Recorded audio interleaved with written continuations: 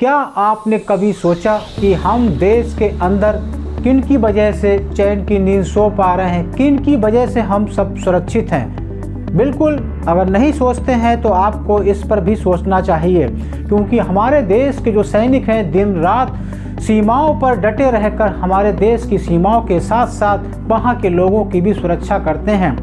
ऐसे में जो पैरामिलिट्री फोर्स है उसे अभी भी पेंशन नहीं मिल पा रही। सरकार को इस पर भी गंभीरता पूर्वक विचार करना चाहिए।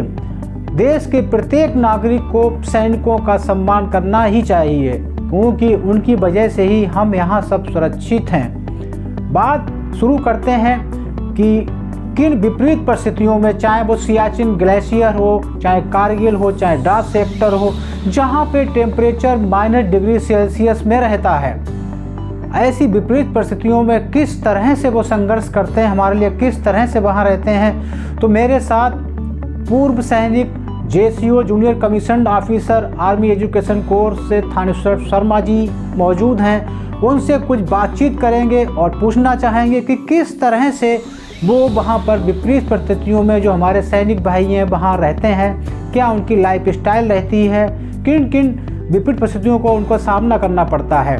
तो आइए ले चलते हैं सीधी बातचीत के लिए उनके पास। हम लोग अपने देश में इतने महफूज कैसे हैं, इतने सुरक्षित किनकी वजह से हैं?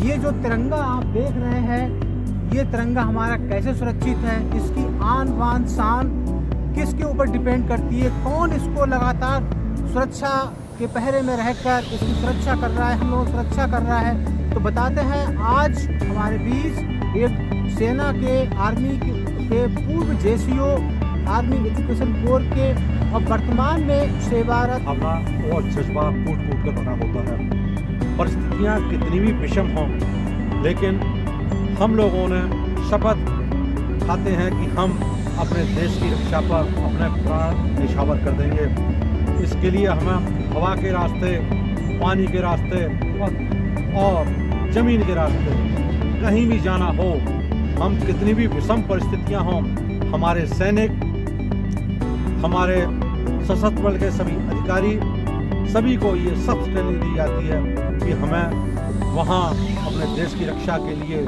सख्त ड्यूटी देनी है, जिससे कि देश की सीमाओं की रक्षा हो सके। और जो हमारे नागरिक हैं, जितनी हमारी सख्त ड्यूटी होगी, जितना सख्त पहरा होगा, उतने ही हमारे देश के नागरिक आराम से पैर फैलाकर सोएंगे। तो इसलिए हमें ऐसी ट्रेनिंग, ऐसी शिक्षा दी जाती है कि हम अपनी भारत माता की सेवा के लिए, उसकी रक्षा के लिए अगर प्राण भी निछावर करना है तो वो भी कम है। सर, जो हार्ड स्टेशंस हैं जैसे तोंगोजेन की पहाड़ियाँ हैं या सियाचिन ग्लेशियर है, वहाँ टेम्परेचर तो माइनस में चला जाता है। तो ऐसे में सर जो आम जो लाइफ स्टाइल होती है, दैनिक दिनचर्या होती है, कैसे सर वहाँ पे उसको मैनेज करते हैं? वहाँ की दिनचर्या चूँकि माइनस में टेम्परेचर होता है तो बहुत ही कठोर होती है, लेकिन सरकार द्वारा हर समय खाने के लिए ऐसा राशन जिससे कि एनर्जी बनी रहे, और